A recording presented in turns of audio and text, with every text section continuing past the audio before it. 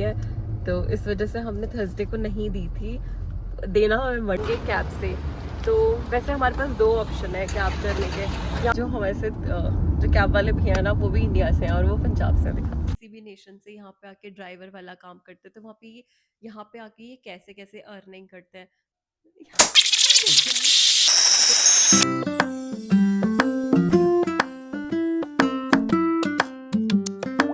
Good morning, welcome और welcome back to my YouTube channel. कैसे हैं आप सब लोग? आई होप आप सब लोग अच्छे होंगे। तो आज मैं ब्लॉगिंग की स्टार्ट कर रही हूँ 11 बजे से, और अब मैं थोड़ी सी रेडी हो रखी हूँ ना, क्योंकि हम लोग जा रहे हैं बाहर तो क्या, बट मैंने एक ब्लॉग में शेयर किया था ना कि हमारी गाड़ी पे डेंट आ गया था, तो वर्कशॉप जाना था, वो इंश्योरेंस वगैरह का। तो अभी हम लोग निकलते हैं, फिर मिलती हूँ थोड़ी देर। तो अभी हम लोग ना निकल चुके हैं वर्कशॉप के लिए। तो मैंने अपने ना एक ब्लॉग में बताया था, वैसे मैं उसको पिन कर दूंगी इस वाले ब्लॉग में। तो हम लोग जा रहे हैं वर्कशॉप क्योंकि हमारी गाड़ी पे डेंट आया था और उसको ही सही करवाना है। मतलब जो हमारा इंश्योरर था उसकी कॉल हमें वैसे थर्सडे को आ गई थी, बट हमें पता था कि उन्होंने वैसे 1 वीक का टाइम लेना ही है गाड़ी सही करने के लिए, और हमें सैटरडे संडे को बाहर जाना था। वैसे वो हर हफ्ते ही जाना होता है, इस वीक भी प्लान है पर पता नहीं मिलती है, गाड़ी नहीं मिलती है। तो इस वजह से हमने थर्सडे को नहीं दी थी, देना हमें मंडे को था कल, पर हम लेट उठे तो फिर इसलिए दे नहीं पाए। तो आज जा रहे हैं, आज हम गाड़ी वहाँ पे सबमिट करेंगे, बाकी देखते हैं कि कब मिलती है। बाकी अगर आपको कॉम्प्रिहेंसिव और जो थर्ड पार्टी इंश्योरेंस था उसके बारे में मैंने अपनी एक वीडियो में बताया हुआ है, जिसको मैं पिन करूँगी ना उसमें, तो आपको आइडिया हो जाएगा कि हम कैसे इंश्योरेंस क्लेम कर रहे हैं और क्या क्या प्रोसीजर रहा।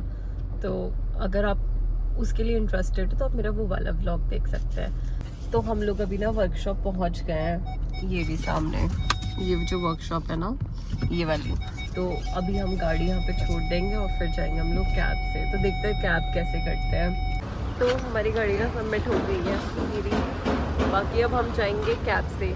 तो वैसे हमारे पास दो ऑप्शन है कैब करने के, या तो हम ऐप से करें, या जैसे रोड पे खड़े होकर लिफ्ट टाइप मांगते हैं ना, मतलब लिफ्ट तो नहीं वैसे कैब बुक करें। तो उसमें रहता है, यहाँ पे दो ऐप्स होती हैं, करीम और ऊबर। ऊबर तो इंडिया में भी है, तो यहाँ पे करीम या ऊबर से आप लोग कैब बुक कर सकते हैं। बट जैसे कैब बुक करते हैं ऐप से ना, तो वो थोड़ा महंगा पड़ता है। बट अगर आपको ऐसी रोड पे कैब मिल जाएगी ना, तो वो थोड़ा कंपैरेटिवली ऐप कम पड़ता है। कम क्या, बहुत ज़्यादा कम पड़ता है, आई फील सो। तो देखते हैं हमें कैब कैसे मिलती है।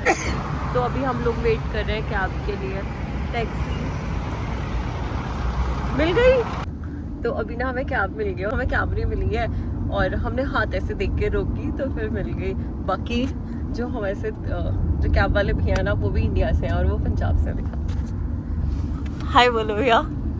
हेलो। आपका नाम क्या है? मेरा नाम मनी है। हाँ, अब मैं इंडिया पंजाब से हूँ। पंजाब में कहाँ से हो आप?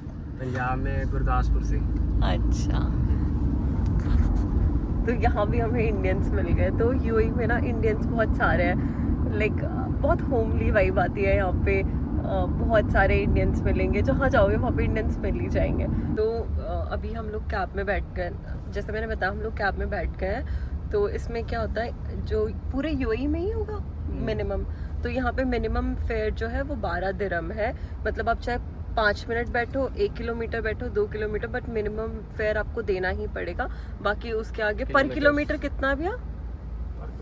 मैक्सिमम 2 दिरहम, और पर किलोमीटर 2 दिरहम के अराउंड पड़ेगा। और बाकी पता है कैब में बहुत ज़्यादा सेफ्टी भी होती है। वैसे तो इंडिया में भी अगर ऊबर वगैरह करो उसमें भी सेफ्टी रहता है, बट मैं यहाँ पे दिखाती हूँ यहाँ पे कैसे सेफ्टी। पहले कैमरा लगा होता है जिसमें कस्टमर की एक्टिविटी रिकॉर्ड होती है, उसके नीचे मीटर होता है जिसमें ड्राइवर की इन्फॉर्मेशन होती है, लाइक वो कितने पुराने कब से यूएई में, और दिखाता है आपने कितना डिस्टेंस ट्रैवल कर लिया और आपका फेयर कितना होगा। और मीटर में साइड में 120 लिखा है, इसका मतलब है ये गाड़ी रिस्ट्रिक्ट है 120 की स्पीड में चलने के लिए, क्योंकि यहाँ पे कुछ रोडें 140 की भी होती हैं। ये सीट पे सेंसर लगे हुए होते हैं, तो जैसे ये सेंसर एक्टिवेट होता है तो मीटर पे शो करता है कि हाँ कस्टमर है। तो अभी अभी ना हम लोग घर पहुंच गए हैं। और अभी हम जिन ड्राइवर भैया के साथ आए ना उनसे हमने बहुत सारी बातें करी ना सौरभ। हम्म। मतलब उन्होंने हमें काफी सारी बातें बताई कि जैसे जो इंडिया से या किसी भी नेशन से यहाँ पे आके ड्राइवर वाला काम करते हैं तो वहाँ पे यहाँ पे आके ये कैसे कैसे अर्निंग करते हैं। वो बता रहे थे कि यहाँ पे ना बहुत सारी कंपनीज होती हैं जो ना ड्राइवर्स को हायर करती है ना। और हम्म। गाड़ी वाड़ी भी सब कंपनी ही देती है। तो वो क्या बताते 12 घंटे और 24 घंटे वाला। नए लोग हैं ना, तो नए नए स्टाफ में 12 घंटे की ड्यूटी देते हैं गाड़ी भी। बाकी जो पुराने होते हैं, जो बहुत ज़्यादा चलते हैं, वो 24 घंटे करते हैं। तो जो ड्राइवर भैया जिनके साथ हम आए थे ना वो यहाँ पे नए थे मतलब उनको एक ही महीना हुआ था। तो जैसे उनको एक महीना हुआ है तो कंपनी उनको गाड़ी दे रही है सिर्फ 12 घंटे के लिए। मतलब वो सुबह लेंगे सपोज सुबह 7 बजे लेंगे तो शाम को 7 बजे उन्हें सबमिट करनी होगी। तो उनके पास गाड़ी सिर्फ 12 घंटे के लिए रहेगी। पर जब वो थोड़े पुराने हो जाएंगे लाइक 6 महीने साल भर के बाद तो उनके पास गाड़ी 24 घंटे रहेगी मतलब वो 24 घंटे गाड़ी चला सकते हैं। तो वो अकोमोडेशन के बारे में क्या बता रहे थे उसके बारे में मुझे अकोमोडेशन तो ज्यादा। कंपनी कंपनी का ही है ना। कंपनी वालों ने अकोमोडेशन दिया है, खाना वो खुद करेंगे अपने पर्सनली। कहीं भी जाते हैं ना क्योंकि मैं भी जॉब करती थी ऐसे सबसे बुरा जो लगता है ना वो स्टे का पैसा देना लगता है ना क्योंकि वो बहुत ज्यादा जाता है। एंड आपकी सैलरी का 10% 20% तो आराम से जाएगा। कहीं कहीं तो ज्यादा भी चला जाता है यहाँ तो बहुत ज्यादा रेंट है। तो अगर उनका स्टे ही कंपनी दे रही है तो वो तो कितना अच्छा पैसा बचा रहे हैं है नहीं। और मैंने उनसे पूछा तो हम लोग की पर ऐसे। उनके स्टे का कैसा है कि एक रूम में तीन तीन चार चार लोग रूम रहेंगे शायद। हाँ प्रिवेसी नहीं होगी पर ठीक है ना पैसा भी तो बच रहा है। प्राइवेसी तो तब चाहिए होती है ना जब आप फैमिली के साथ हो। प्रीवियसली होता है, अगर चार लोग हैं तो किसी दो लोगों की डे ड्यूटी होगी, किसी दो लोगों की नाइट ड्यूटी होगी, तो फ्री रहता है ना मोस्टली। हाँ ट्रू ये भी है। और जैसे वो बता रहे थे उनकी 800 दिरहम बेसिक सैलरी है। हाँ तो 20 हजार के अराउंड उनका बेसिक सैलरी है। और जैसे कंपनी उन्हें गाड़ी देती है तो गाड़ी का भी कुछ टारगेट होता है ना तो मंथली उनको 7500 दिरहम करना ही करना है। ये उनका टारगेट रहता है। और 7500 जो दिरहम कर रहे हैं वो तो उनका कितना 20। 25% उसका उनके पास जाएगा। तो अगर वो मिनिमम है 7500 दिरहम तो 7500 दिरहम का 25% करते हो तो वो आपका 1800 दिरहम के अराउंड आएगा जो कि है इंडियन रुपीस में 45 हजार। डिपेंड करता है करेंसी पे कि उस दिन करेंसी का रेट क्या चल रहा है। और जैसे आज तो करेंसी का रेट कितना 24.8 हो गया है। बढ़ गया है करेंसी का रेट। तो इसके अकॉर्डिंग 45,000 तक जाएगा कब 20 हजार। ये तो आराम से 65 के अराउंड आप लोग सैलरी निकाल ले रहे हो एज एन ड्राइवर यहाँ पे। अब उसके साथ ये रहता है कि अगर आपकी गाड़ी का एक्सीडेंट हो जाता है तो उसमें फॉल्टी नॉन फॉल्टी अगर आप फॉल्टी नहीं हो तब तो कोई बात नहीं क्योंकि वही इंश्योरेंस का रहता है। बट अगर आप फॉल्टी हो तो आपको पे करना पड़ेगा उस। पुलिस का मनी और इंश्योरेंस का, हाँ थर्ड पार्टी क्लेम का। Third party claim. तो वो पूरा गाड़ी का सर्विसिंग का देंगे और ज्यादा कुछ 100 दिरहम बोल रहे थे ना वो 100 दिरहम। गाड़ी में छोटा मोटा अगर कुछ एक्सीडेंट में लगा है तो वो 100 दिन कट करेंगे। और बाकी अगर ज़्यादा है तो इंश्योरेंस का क्लेम होगा, उसका जितना भी पैसा लगेगा वो। क्योंकि इनका थर्ड पार्टी इंश्योरेंस होता है ना खाली, जो इनकी गाड़ी का होता है मोस्ट ऑफ द टाइम। तो थर्ड पार्टी में है कि तुम फॉल्टी हो तो पूरी गाड़ी तुम ही ठीक करोगे, बाकी उसका इंश्योरेंस वाला जो है दूसरी की गाड़ी ठीक करेगा जो नॉन फॉल्टी है। तो और वैसे थर्ड पार्टी इंश्योरेंस वो इसलिए भी लेते हैं क्योंकि ये सस्ता पड़ता है थोड़ा कि उन्होंने अपना सरवाइव का पता।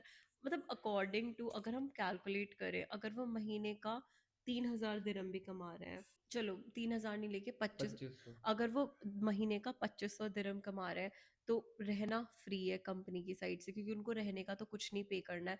बस खाने के लिए किचन अवेलेबल होती है उनके रूम में। नहीं, उनके कैंप में नहीं है। किसी किसी के कैंप में होता है, किसी किसी में नहीं होता है। तो अच्छा अगर मैं कैंप को इमेजिन करूँ तो कैंप कैसा कैंप। कैंप बोलो तो पूरा बिल्डिंग ही है। एक बाउंड्री के अंदर बहुत सारी बिल्डिंग, लगभग उसमें 800 से ऊपर लोग रहते हैं। हम्म। तो अलग अलग बिल्डिंग में एक रूम हो, एक फ्लोर में लगभग लगभग 15 10 12 रूम होंगे, 3 फ्लोर का होगा। एक रूम में कोई 4 लोग रहता है, कोई 3 लोग, कोई तो छः एक लोग रूम कितना बड़ा होगा। एक रूम मैंने जो देखा था जो है, ये हॉल प्लस हमारा रूम उतना बड़ा। इतने में 4 लोग। चार कोई 6 लोग। तो पर अगर जैसे हमारा हॉल तो काफी बड़ा है रूम भी काफी बड़ा है तो इतने में 4-6 लोगों के लिए तो बहुत स्पेस है ना। अभी जैसे ये रूम है, हाँ। ये रूम में अगर ये सब हटा दो, दरवाजा भी साइड कर दो तो यहाँ 4 बेड, मतलब इस कोने में एक अलमारी, फिर बेड, बेड अलमारी, बेड अलमारी, ऐसा करके देते हैं बस। बंकर बेड नहीं होता? बंकर पहले थे, अभी मना कर दिए गवर्नमेंट की तरफ से। हाँ, मैंने भी कुछ न्यूज़ देखी थी कि गवर्नमेंट बंकर बेड अलाउड नहीं करे क्योंकि वो सेफ्टी का इशू। सेफ्टी का नहीं हो, बंकर बेड से क्या है, एक रूम में जैसे जहाँ पे 4 रह सकते हैं वहाँ पे 8 लोग रह रहे हैं। और फिर वो क्या है, सेफ्टी पर्पज बोला तो कहीं आग लगती है, कोई एक्सीडेंट होता है, बिल्डिंग के अंदर कुछ होता है, तो इवैक्यूएशन में प्रॉब्लम होती है। अब अकोमोडेशन कंपनी दे रही है, तो जैसे सौरभ ने बताया तो वैसे करके लोग रह रहे हैं, तो जिसमें अगेन पैसा तो बच रहा है ना, क्योंकि सबसे ज़्यादा जो पैसा जाता है वो स्टे में जाता है। फिर वो खाने के लिए टिफ़िन्स वगैरह लगा लेते हैं क्योंकि वहाँ पे किचन तो अवेलेबल है नहीं, तो वो बना नहीं सकते। और टू बी ऑनेस्ट उनको बनाने का टाइम भी नहीं होगा, है ना। अब कोई इतनी देर गाड़ी चला रहा है या कुछ भी काम कर रहा है और फिर रूम पे आके खाना बनाओ, ये तो पॉसिबल लगता ही नहीं है ना। 2500 आपकी सैलरी है, अकोमोडेशन को आपको देना नहीं है, तो फिर उसके बाद खाने का कितने में टिफिन हो जाता है मंथ का? तो वो भैया बोल 300 to हाँ, 500 का। वो भैया बोल रहे थे कि वो 300 दिरहम देते हैं खाने का। तो 300 2500 में से 300 दिरहम आपके खाने का चले गया और बाकी 200। 300 पर्सनल अपना ले लो। हाँ, 200 से 300 दिरहम आप अपना पर्सनल एक्सपेंस ले लो, जो भी आप घूमोगे या जो भी पार्टी शार्टी करोगे, तो वो तो मतलब आप मंथ का आराम से 1800 या मिनिमम भी 1600 दिरहम आराम से बचा सकते हो। मतलब अगर आप अपना वाईफाई फोन ये सारे एक्सपेंस हटा लो ना, क्योंकि आई थिंक यहाँ पे रिचार्ज काफ़ी, क्योंकि यहाँ पे रिचार्ज वगैरह काफ़ी महंगा है फ़ोन का। कितना दिरहम का पड़ता है एक महीने का रिचार्ज? 100 दिरहम ना अलग अलग प्लान है पोस्ट पेड प्रीपेड के। मिनिमम, जिसमें नेट और कॉलिंग अवेलेबल हो। नेट कॉलिंग बोला तो 6 GB मिलेगा पर मंथ के लिए, और कितना? और 100 मिनट शायद फ्लेक्सी मिलेगा, वो 125 132 के आसपास आता है पोस्ट पेड में हमें तो मिनिमम। इंडिया में तो हमें अनलिमिटेड डेटा की आदत पड़ी हुई है, अनलिमिटेड कॉल की आदत पड़ी हुई है, और पर यहाँ यहाँ पे वाईफाई है ना, आप तो रूम पे आओगे वो वाईफाई इंडिया है। में भी है वाईफाई ना। इंडिया में हर कोई घर वाले नहीं लगाते ना वाईफाई। अरे ऐसा कुछ नहीं है, बट इंडिया में ना लोगों को अनलिमिटेड की आदत पड़ गई है, और इंडिया में भी अब लोग लगाने लगे हैं वाईफाई, जो लोग वर्क फ्रॉम होम करते हैं, क्योंकि अब तो टीवी पर वीवी सब कुछ बहुत फोन बहुत वाईफाई से चल रहा है। पर बहुत कम है यहाँ पे। नहीं कैसा नहीं है, नहीं। यहाँ पे आपको यहाँ भी वाईफाई मिलेगा, आप सिटी बस में जाओगे, टैक्सी में जाओगे, जिसमें आप आए थे हम लोग, उनमें उसमें भी हाँ वाईफाई मिलेगा। हाँ, ये प्लस चीजें यहाँ पे अच्छी हैं, यहाँ पे मॉल में भी पब्लिक वाईफाई प्लेस मिलेगा पूरा। में वाईफाई मिलता है। और हाँ, एक घर में 36 फोन होते हैं, तो लोग वाईफाई आजकल प्रेफर करते हैं लगाना। बट आजकल केबल टीवी भी तो कम हो गया ना, हाँ, ये तो जो। इंडिया में भी अब लोगों के घर में वाईफाई रहता है, बट कंपेयर टू यूएई कम होता है।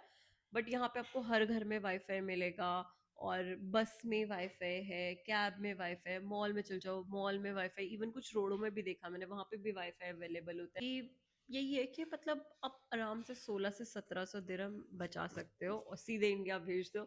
और जैसे जैसे करेंसी रेट बढ़ रहा है, आपकी savings amount as an Indian rupees में बढ़ती रहेगी। और क्योंकि हमें से भले हम कमा दिरहम में रहे, बट सेविंग तो आईएनआर में ही करनी है ना।